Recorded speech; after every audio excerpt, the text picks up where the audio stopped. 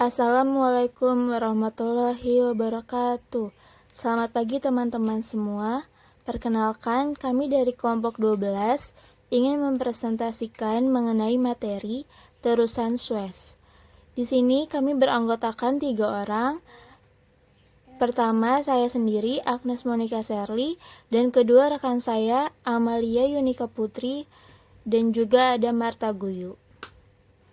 Baik, sebelum masuk ke materi, kami akan memperlihatkan peta wilayah terusan Suez.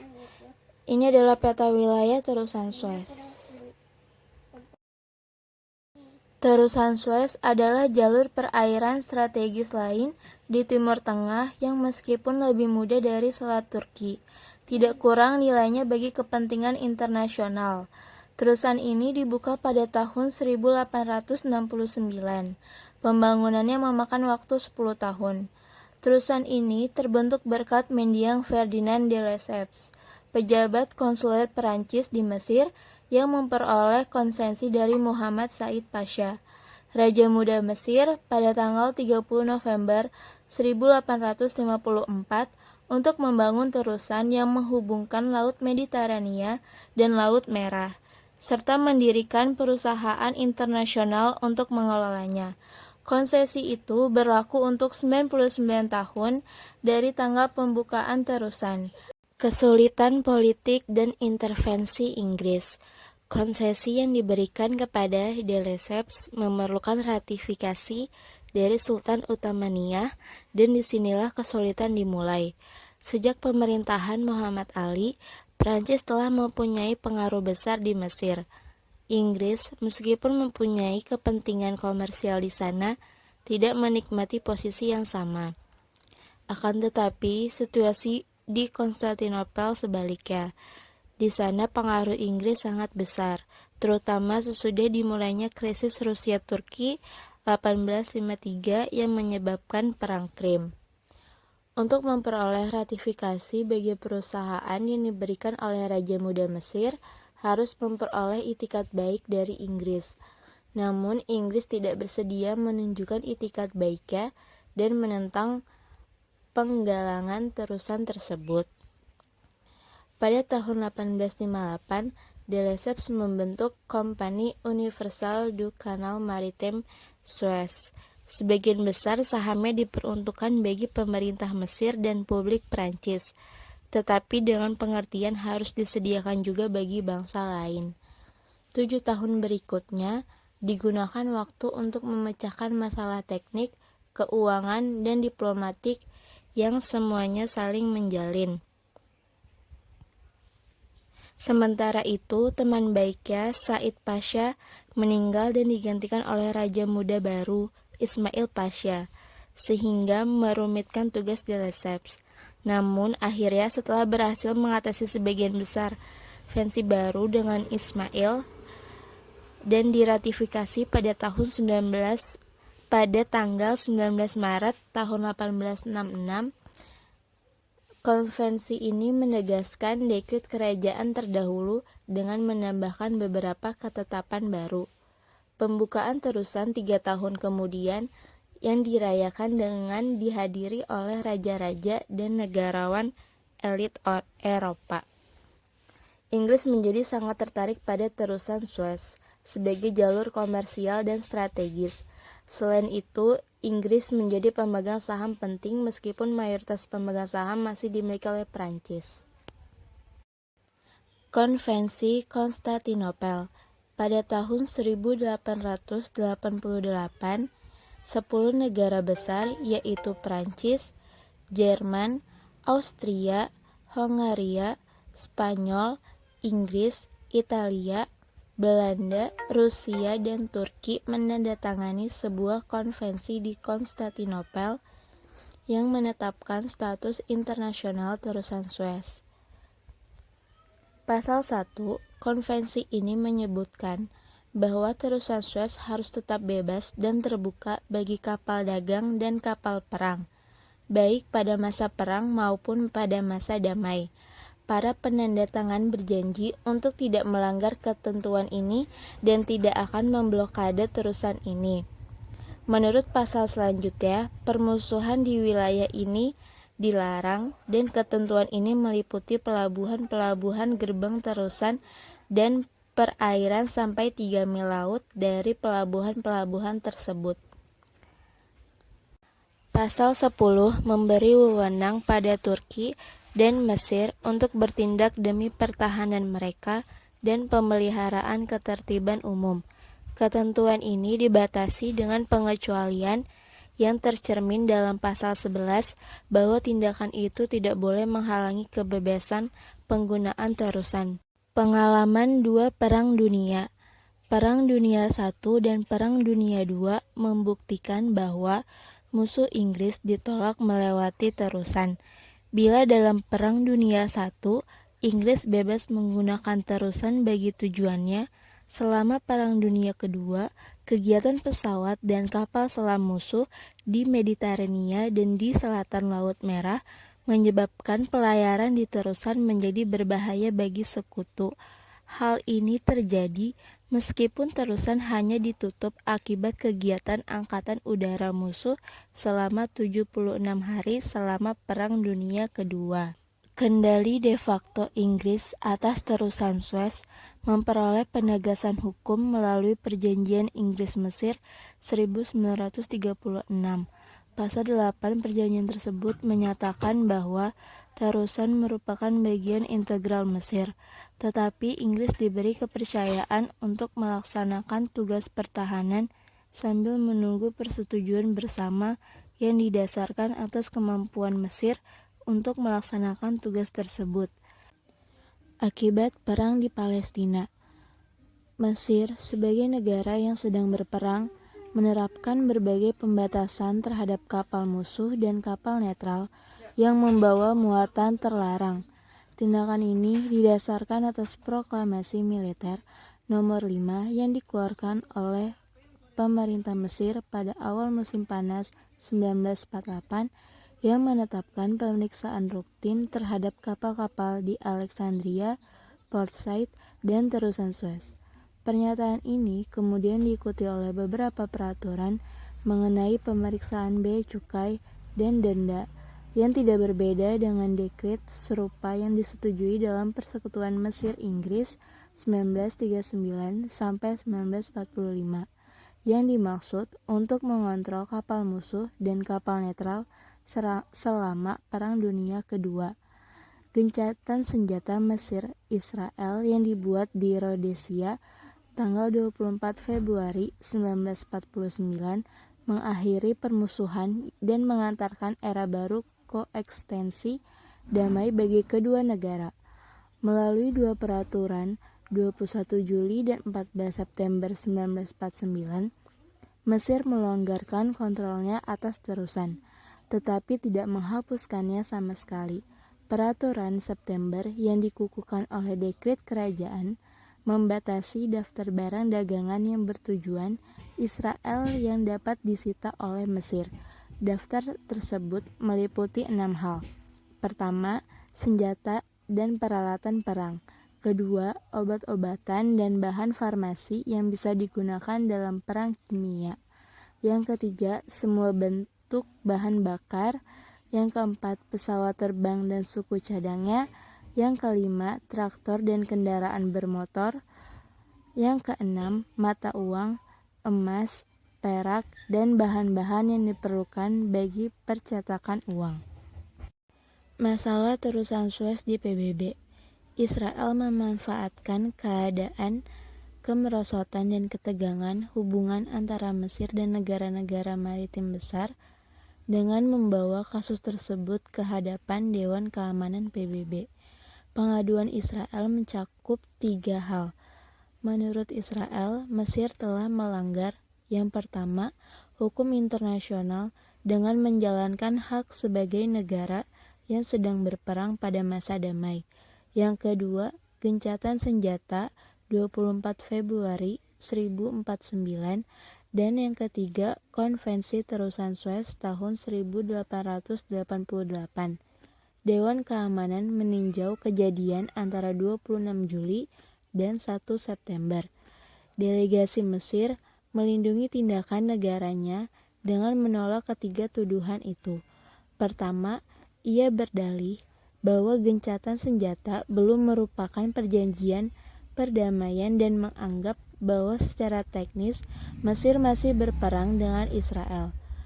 Maka, ia berhak menjalankan hak sebagai negara yang sedang berperang. Kedua, ia mengklaim bahwa gencatan senjata hanya mengakhiri permusuhan militer, tetapi tidak melarang pihak-pihak untuk menggunakan tindakan ekonomi.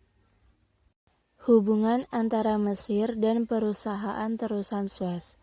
Hubungan antara pemerintah Mesir dan perusahaan telah diatur di dalam suatu undang-undang konsesi.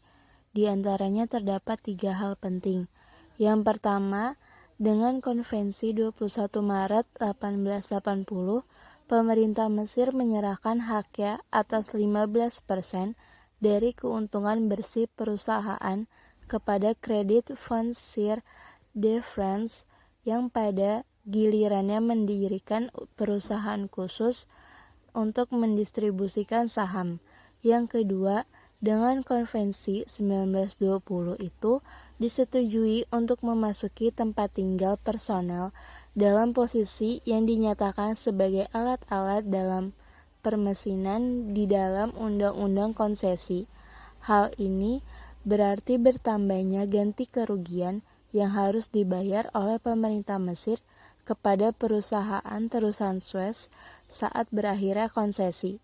Yang ketiga, setelah adanya perjanjian Inggris dan Mesir dihapus, pemerintah dan perusahaan pada tahun 1936 sampai 1937 menandatangani konvensi tentang pembebasan bea dan cukai, penggunaan air bersih, dan sebagainya. Nasionalisasi terusan Suez. Pada 26 Juli 1956, Presiden Nasser menasionalisasikan terusan Suez dan menyatakan bahwa sejak saat itu hasil dari terusan ditujukan bagi pembangunan bendungan Aswan. Dengan keputusan Presiden ini, perusahaan terusan menjadi milik negara. Semua kekayaan dan kewajibannya diserahkan kepada negara.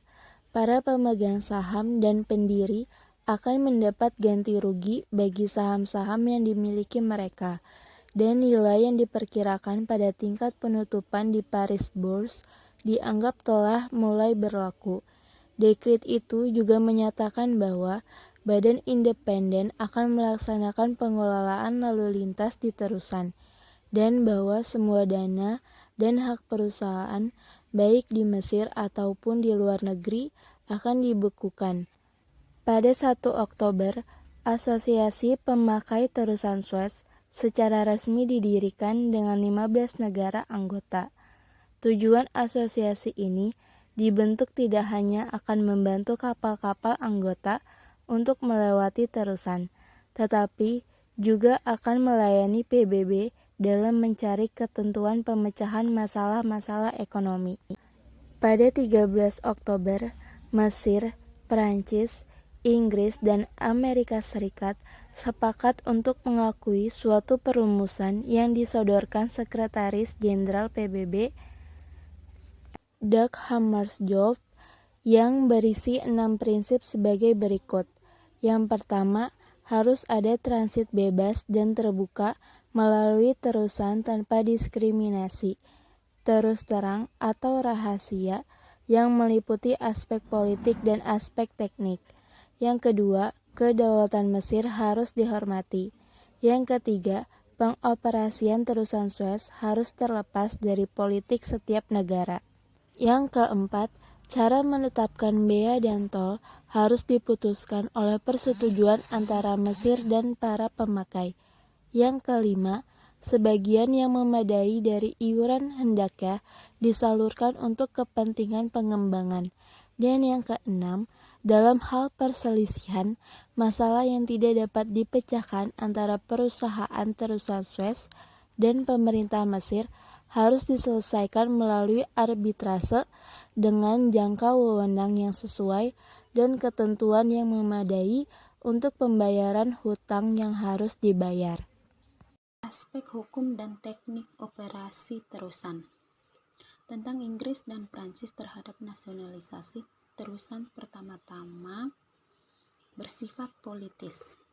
Namun kedua pemerintah berusaha keras untuk membuktikan bahwa penceplokan terusan itu tidak sah. Argumentasi utama mereka ialah bahwa terusan dan kebebasan berlayar tidak dapat dipisahkan. Dalam pernyataan tiga negara yang mengimbau diadakannya konferensi antara negara-negara yang berkepentingan, mereka menyatakan mereka tidak mempermasalahkan hak Mesir untuk memiliki dan menggunakan seluruh kekuatan bangsa yang merdeka dan berdaulat penuh, termasuk hak yang umumnya diakui, dalam kondisi yang tepat, untuk menasionalisasi kekayaan tidak dipengaruhi oleh kepentingan internasional yang tunduk kepada wewenang politiknya. Akan tetapi, Mesir tetap menolak pernyataan ini dengan menunjukkan bahwa yang pertama, pemilik pengoperasian terusan oleh perusahaan secara resmi terpisah dari masalah kebebasan pelayaran. Yang kedua, perusahaan itu adalah perusahaan Mesir, didirikan menurut undang-undang Mesir, dan karena itu tunduk pada hak nasionalisasi. Yang ketiga, nasionalisasi bukan sitaan, karenanya telah dibuat ketetapan yang memadai dalam dekrit nasionalisasi untuk ganti rugi bekas pemilik. Yang keempat, kebebasan pelayaran tidak dimempersalahkan oleh pemerintah Mesir. Mengenai argumentasi bahwa perusahaan Mesir itu pun benar karena konsesi 1866 menyatakan bahwa perusahaan terusan Suez karena merupakan perusahaan Mesir dikuasai oleh undang-undang dan adat negeri itu, dan bahwa perselisihannya mungkin timbul antara pemerintah Mesir dan perusahaan juga akan diajukan ke pengadilan setempat dan diputuskan menurut undang-undang negeri itu. Akan tetapi juga mungkin berargumentasi seperti yang dilakukan oleh ketiga negara dalam pernyataan pada tanggal 2 Agustus 1956 bahwa perusahaan terusan Suez universal selalu memiliki sifat internasional dari segi pemegang saham, para direktur dan tenaga operasi, dan dari segi tanggung jawabnya untuk menjamin berfungsinya terusan Suez secara efisien sebagai perairan internasional. Mengenai aspek teknik, argumentasi melawan kontrol Mesir atas operasi terusan dapat dipersempit menjadi dua. Yang pertama, efisien dan keamanan menjadi rawan. Yang kedua, dengan sasaran penyaluran pendapat terusan kepada proyek ekonomi dalam negerinya, Mesir akan merusak efisiensi dalam tugas pemeliharaan dan pengembangan terusan. Israel dan terusan Suez. Di sini ada gambar kapal Ingtov tiba di pelabuhan Haifa. Pelabuhan Said mengikuti penolakan Mesir untuk mengizinkannya melalui Suez dengan kargo Israel. Sejak pendirian negara Israel pada tahun 1948, tiada satupun kapal Israel yang diizinkan melintas terusan. Percobaan kapal Israel Bat Galim untuk memasuki terusan berakhir dengan penyitaan kapal tersebut dan penahanan awaknya. Menurut statistik pemerintah Israel, antara Mei 1948 1948 dan September 1959, lebih dari 330 kapal dari 21 negara telah dimasukkan ke dalam daftar hitam dan dinyatakan dapat dikena sanksi oleh pihak Mesir.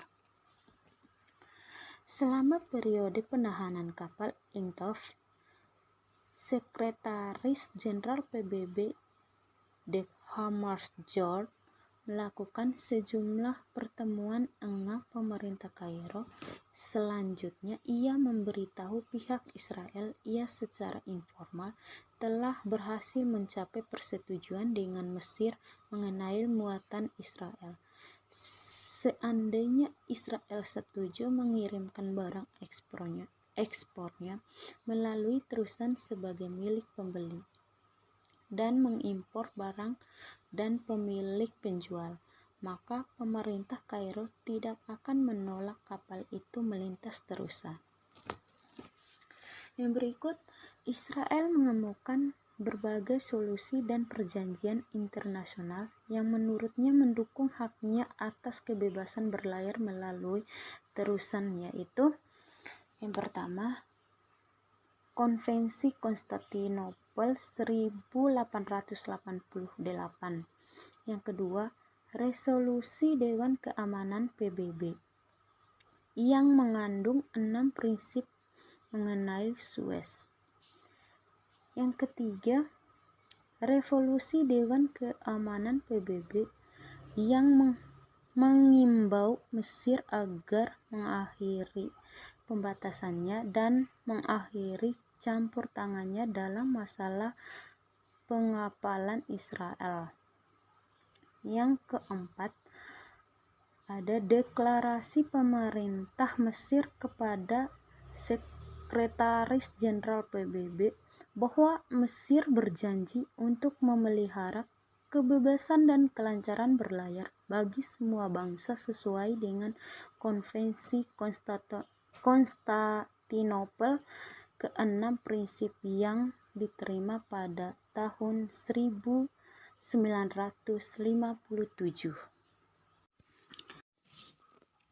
Liga Arab.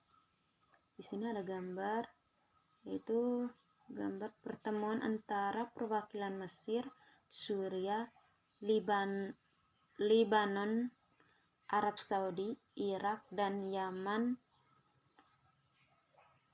bertemu di Kairo untuk membentuk Liga Arab pada 22 Maret 1945. Latar belakang Liga. Konsep dasar Inggris tentang Timur Tengah mengalami perubahan besar, yaitu pecahnya Perang Dunia I. Inggris meninggalkan politik mempertahankan integritas Imperium Utamiyah dan menggantinya dengan rencana membangun suatu kerajaan atau federasi Arab. Negara Arab ini memiliki fungsi ganda dari imperium yang runtuh, yaitu sebagai pelindung bagi pemeliharaan rute Inggris ke India sebagai penyangga terhadap ekspansi Rusia. Tujuan Inggris untuk mencapai perjanjian dengan Sharif Hussein yang berisi janji kemerdekaan Arab dengan pengakuan terhadap Bani Hashim sebagai penguasa. Namun perjanjian itu tidak pernah dilaksanakan penuh karena perjanjian Inggris pada masa perang dengan Prancis dan Zionis. Ibnu Saud mencegah pelaksanaan Jazirah Arabia. Akibatnya para ahli mencapai kesatuan dan kemerdekaan wilayah bangsa Arab dibagi-bagi dan kemerdekaan dibatasi. Dalam periode antara perang, Inggris hanya dapat melaksanakan rencana persatuan Arab dengan mengorbankan Prancis atau Zionis.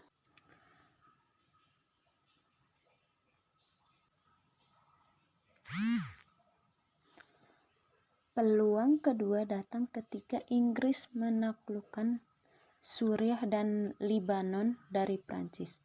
Secara material, Inggris mampu memanipulasi kebijakan Arab di Timur Tengah karena melakukan pendudukan militer di seluruh tanah Arab kecuali Arab Saudi dan Yaman.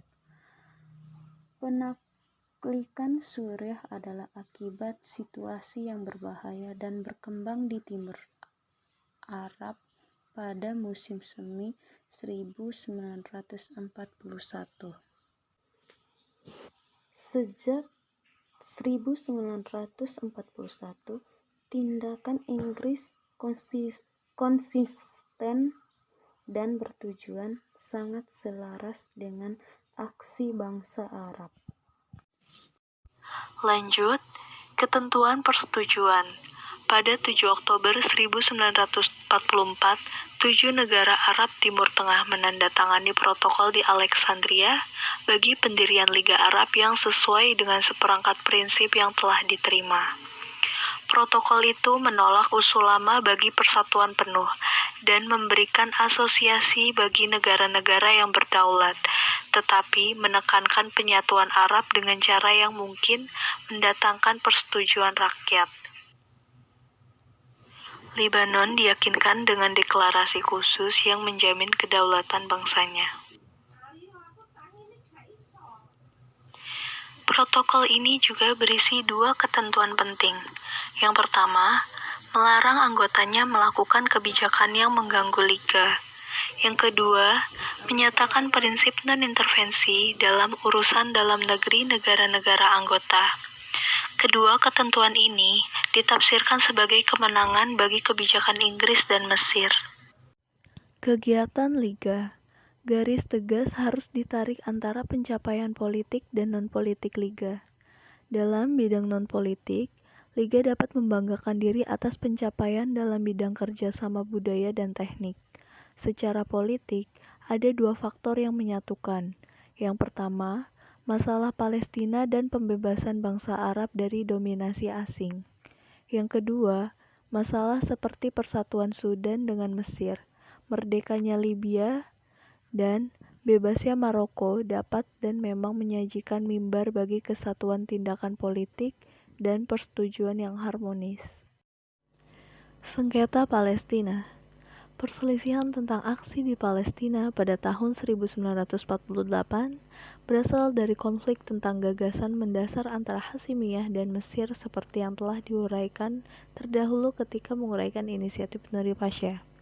Setelah pengusiran visi Prancis dari Levant pada tahun 1941, Abdullah menyatakan bahwa penyatuan tanah Arab merupakan tujuan resmi politiknya. Segera setelah pernyataan Abdullah itu, Menteri Negara Inggris untuk Timur Tengah, Oliver Lyttelton, bergegas ke Amman untuk mencegah Abdullah bertindak lebih lanjut. Dalam 2 peristiwa ini, pada tahun 1943 dan 1947, ketika bangsa Suriah sedang melaksanakan pemilu, Abdullah membuat seruan langsung kepada mereka bagi persatuan di bawah mahkotanya. Mesir memutuskan penyatuan Transjordania dengan Palestina harus dicegah. Dan cara terbaik inilah mendukung pembentukan negara Arab terpisah di Palestina. Pecahnya kerjasama antara Arab dan kekalahan yang diakibatkannya di Palestina juga merupakan akibat penarikan dukungan Inggris. Selama hampir 1 dasawarsa, Inggris menunjukkan politik pro-Arab di Palestina. Ketika masalah Palestina dibawa ke PBB pada tahun 1947, Inggris masih dalam mendukung cita-cita Arab melawan Zionis. Dan pada akhir pemerintahannya di Inggris akhirnya menghentikan dukungannya kepada Arab dalam masalah Palestina. Dengan demikian, keretakan di dalam tubuh Liga Arab oleh pembentukan pemerintahan Pan-Palestina pada tanggal 20 September tahun 1948 di Gaza di bawah pengawasan Mesir oleh aneksasi Palestina Timur oleh Yordania dan oleh krisis Suriah tahun 1949. Ketika peristiwa ini saling berkaitan, tetapi yang terakhir yang terutama mengancam supremasi Mesir di Liga. Permusuhan Hasimiyah dengan Mesir. Jatuhnya rezim Quwatli memberi peluang baru bagi Abdullah untuk mendesakkan tuntutannya bagi Suriah Raya. Kudeta ini dilakukan oleh tentara dengan bantuan beberapa kelompok muda dari Aleppo. Membelotnya Zaim dari Irak dan Yordania, bintang Abdullah mulai memudar.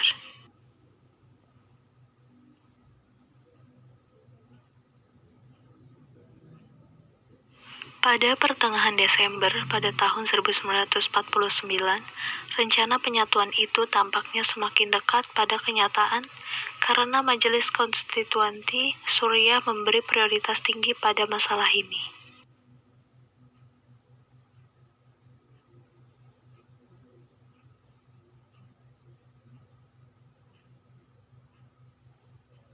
Kehadiran wakil Yordania dalam pertemuan tidak menyembuhkan perpecahan, dan Mesir sebenarnya mengusulkan agar Yordania dikeluarkan dari Liga karena Raja Abdullah telah berunding dengan Israel. Usul baru Mesir untuk mengeluarkan Yordania mendapat dukungan dari Arab Saudi, Suriah, dan Lebanon. Atas inisiatif Mesir, Liga membuat rancangan bagi Pakta Keamanan Bersama Arab. Fakta yang mula-mula diterima pada 9 April 1950 oleh Komisi Politik ini menyatakan bahwa setiap agresi terhadap penandatangan yang manapun berarti agresi terhadap semuanya. Dalam usaha mencegah Irak bergabung dengan aliansi yang disponsori Barat, Mesir menerima rapat luar Dewan Liga Arab pada Januari 1955.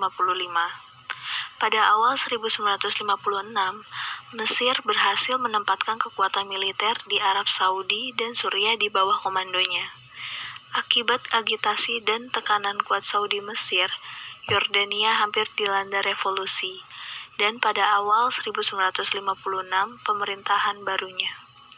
Sejarah Liga menunjukkan bahwa betapa besar pun tanggung jawab Inggris atas kelahirannya, ia tidak lagi menjadi alat kebijakan Inggris. Liga Arab dan Persatuan Arab. Pada dasawarsa 1950-an dan awal 1960-an, Liga Arab tampaknya mengikuti arah solidaritas pan-Arab yang paradoksal dan konflik dalam negeri yang sangat gawat. Akan tetapi, paradoks ini lebih kelihatan ketimbang kenyataan karena kebijakan solidaritas dan konflik dari dalam negeri tidak berlangsung sendiri-sendiri. Pemerintahan Kairo melakukan kebijakan yang agak konsisten dalam memberikan bantuan keuangan, ahli, dan senjata ke berbagai pergerakan kemerdekaan, khususnya di Aljazair. Begitu pula setelah revolusi pada tahun 1958, Irak menganggap penting pemberian subsidi kepada kelompok pemberontak Aljazair, Oman, dan Palestina di pengasingan. Di satu sektor, Liga secara keseluruhan melakukan boikot ekonomi oleh semua negara Arab terhadap Israel dengan efisiensi yang tinggi dan akibatnya menjadi semakin sulit bagi perusahaan besar luar negeri untuk melakukan bisnisnya serempak dengan Israel dan negara-negara Arab. Matinya Hasimiyah di Baghdad tidak menghasilkan persatuan Irak dan Mesir. Sengketa atas Kuwait pada tahun 1961 membuktikan kembali persaingan yang mendasar ini. Presiden Habib Bourguiba dari Tunisia memilih memutuskan hubungan sementara dengan Liga Arab antara 1959 hingga 1961. Di Lebanon, keinginan akan identitas sendiri bertahan dengan kuat dalam melawan usaha dengan kekerasan untuk menggabungkannya kepada Arab yang lebih besar pada tahun 1958. Di Suriah, meskipun menyerahkan status kemerdekaannya demi pan-Arabisme pada tahun 1958, kekuatan separatis menang dalam menegaskan kembali dirinya pada tahun 1961. Dari segi politik antar Arab yang sebenarnya, pembentukan kesatuan politik besar akan memberikan kepada Mesir, baik demografis maupun politis, posisi unggul yang akan cepat mengakibatkan supremasi dan mungkin eksploitasi negara-negara lain. Di setiap negara yang perimbangan rawan antara mayoritas etnis, agama, dan kelompok minoritas yang agak besar, kelompok terakhir selalu enggan menyetujui setiap perubahan yang bisa mengganggu keseimbangan yang merugikannya. Dan yang terakhir, taktik Kairo meliputi usaha untuk mengasingkan dan mengutuk setiap pemerintah Arab yang menolak mengikuti politik pembebasan Arab yang diciptakan oleh Mesir.